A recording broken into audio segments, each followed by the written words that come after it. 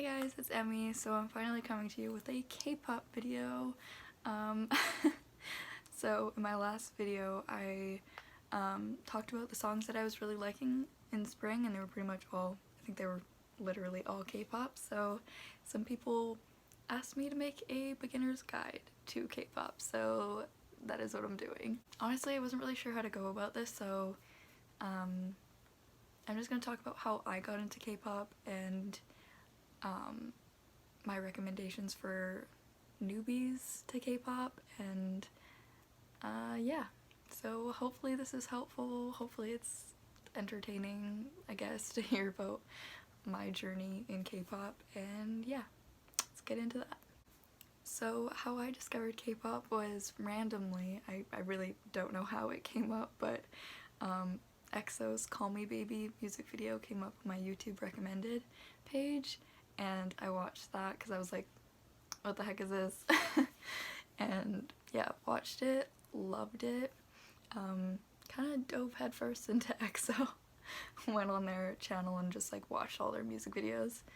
From there I decided basically that I was obsessed and needed to know more about what this genre of music was, and if it was all as good as what EXO was showing me. So this was back in 2016, by the way, like January 2016, and basically from there I looked up videos that were my favorite K-pop songs of all time, and people will like post list videos of their favorite K-pop songs, and I watched those, wrote down the ones that sounded good to me and I was intrigued to listen to more of, made a whole playlist of those,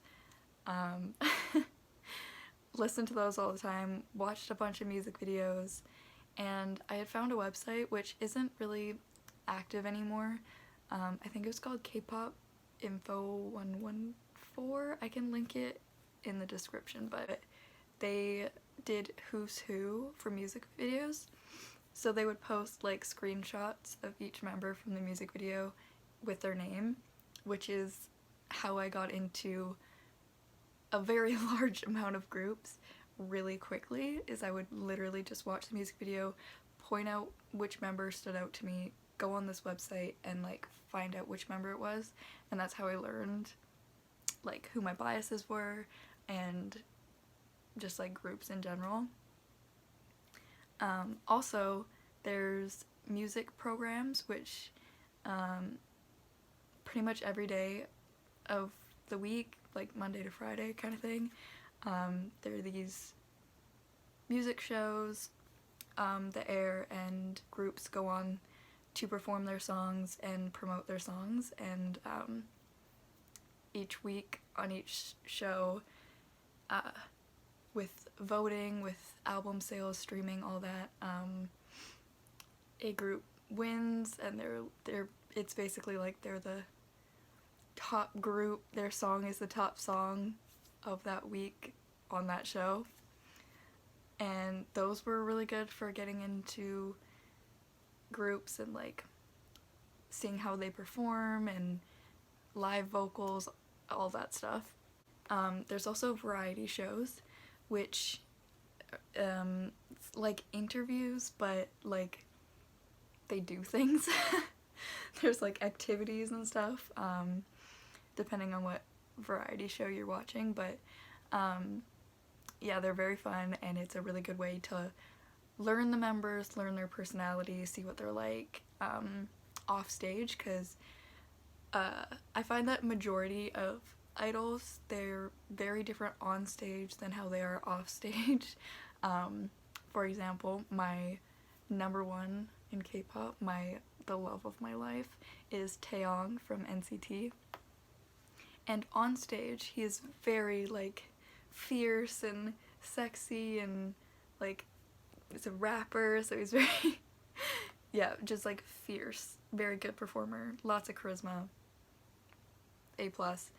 But off stage he's this like he's just like a soft little boy, and like kind of weird and goofy, and yeah, like the offstage to onstage is very different. So if you're literally just watching music videos and performances, you probably won't really know what their personality is like. So yeah, I would really recommend watching variety shows. Also, some groups have their own reality shows to have their fans get to know them better, which is usually pretty easy to just like look up what they're called and if the group has one.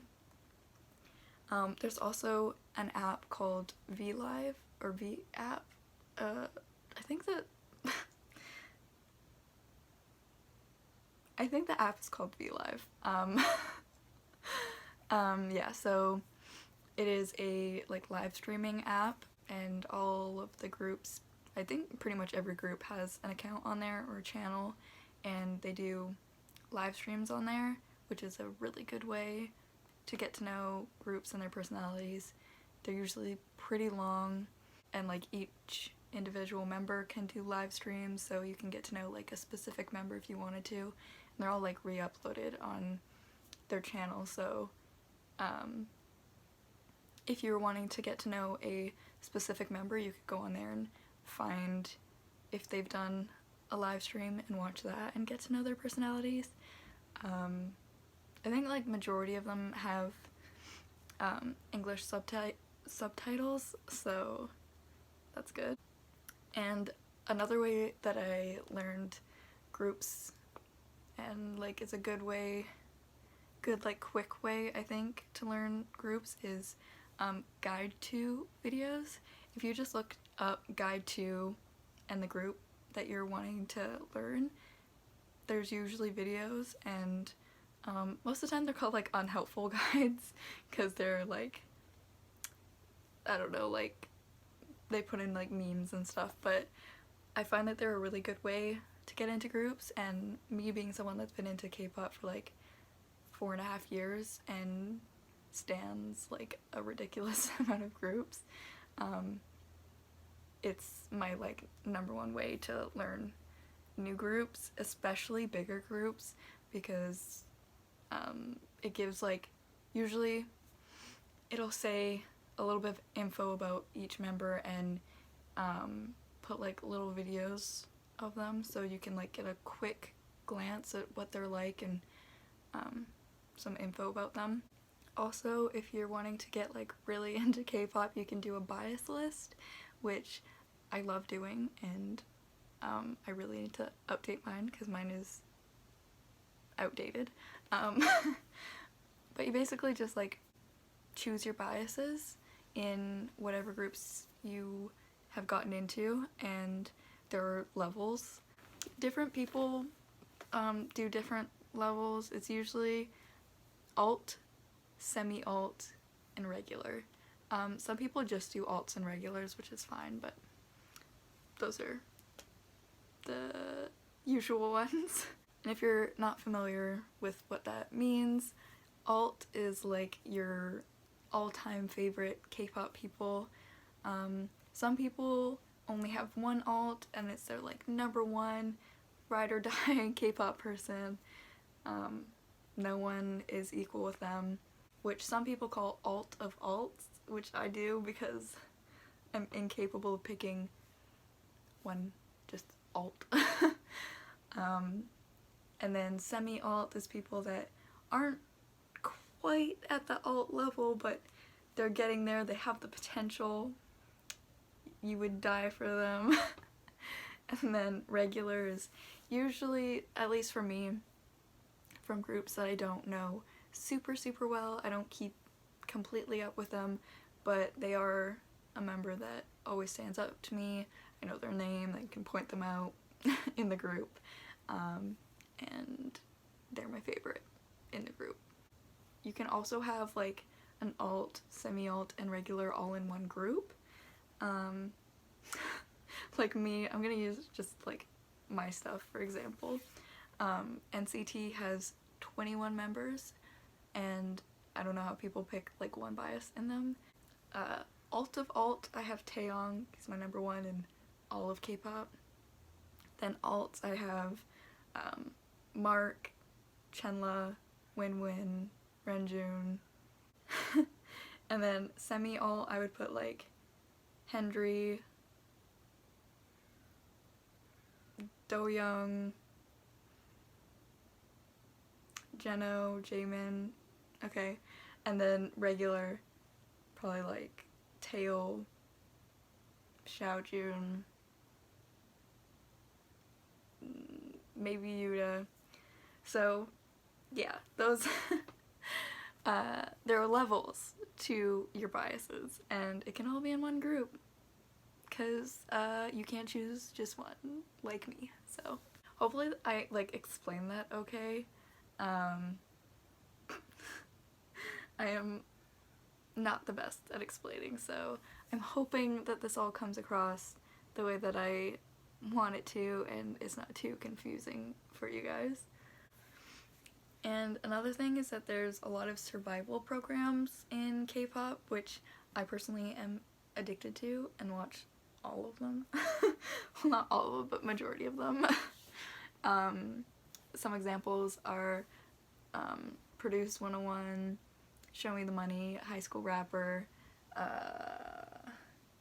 Road to Kingdom, Mix 9, The Unit, Queendom, No Mercy. There's so many. Basically what they are is competition shows.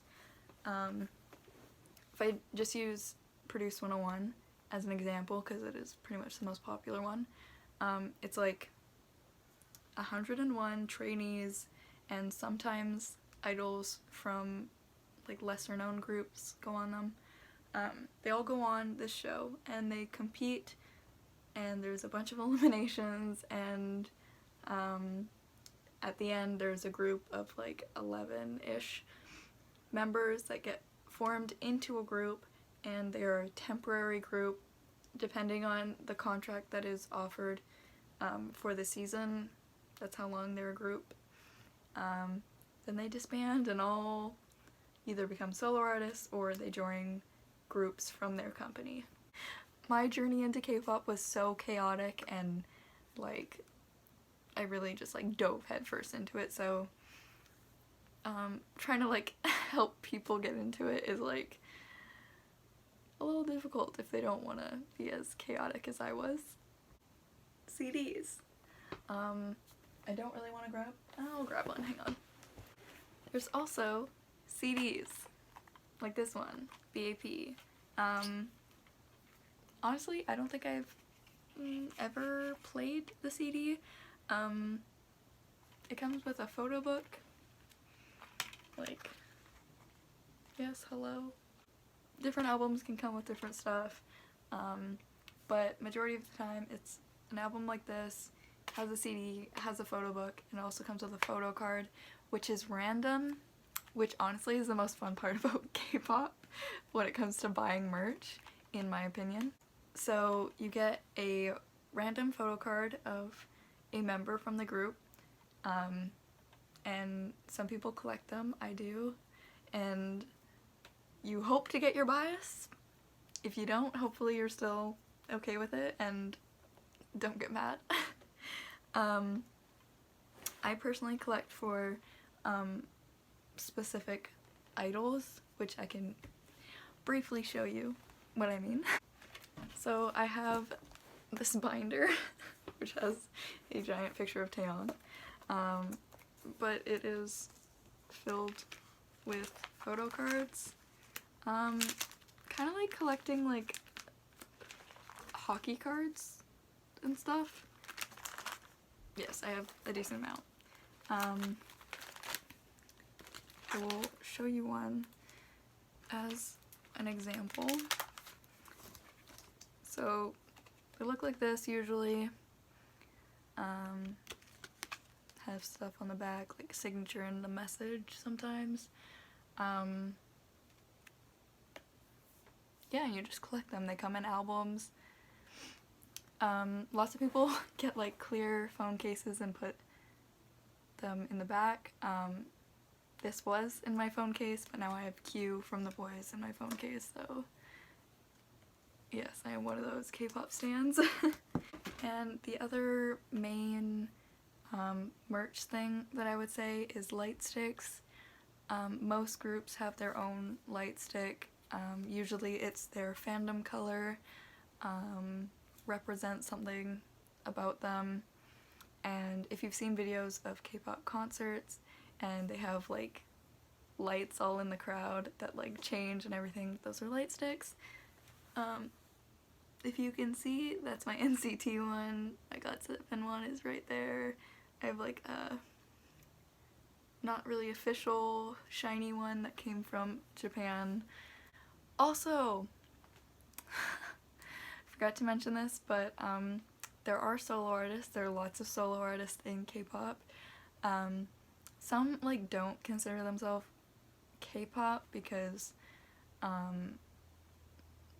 usually it's like the idols that are considered K-pop, but really large range of sounds and genres within the K-pop genre as a whole. And yeah, there are like ballad singers, R&B singers, rappers, you name it, they got it. There's also bands, which I recommend highly. The bands in Korea are A+. Yes, okay, now I think I'm done. I've like filmed the outro for this and remembered something that I forgot like 5 times, so now I'm done. So yeah, in the end, my biggest recommendations is to watch music videos, watch reality or variety shows, and just pick out the members that stand out to you, and they will be your bias. Sick. If there's anything else that you guys want to know about specifically, if you have questions about anything, feel free to comment and I will answer them. If you guys want to know about the groups that I personally stan and who I bias in the groups, I can possibly do a video like that. Yes, but that'll probably be really long because I stan a ridiculous amount of groups. Yeah, hopefully this wasn't too chaotic and you guys learned something and this is somewhat helpful. Yes, okay. I will see you guys in the next one. Bye!